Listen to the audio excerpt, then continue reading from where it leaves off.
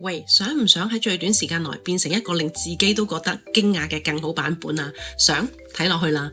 第一，揾你身邊嘅勁人、成功嘅人，跟住模仿佢哋，睇下佢哋究竟點諗、點做、點樣解決問題。唔好怕學人，抄得嚟就抄，因為成功嘅捷徑就係學識佢哋嘅方法。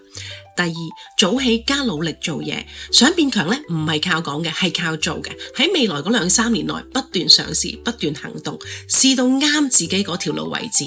第三，將精力全部擺喺提升自己嗰度。有啲人有啲事係只會拖垮你，記住遠離嗰啲減少嗰啲無謂嘅內耗，專注做令自己變好嘅事。第四，閱讀係性價比最高嘅投資，冇之一。一本好書呢，可以幫助你慳翻10年嘅彎路，你話值唔值啊？第五，所有嘅決定48小時內行動，唔好喺度度下諗太耐，只會錯失機會。記住，先完成後完美。第六，用200原則聚焦關鍵，80% 嘅成果嚟自20% 重要嘅事，揾出嗰20%，將你大部分精力擺喺嗰度。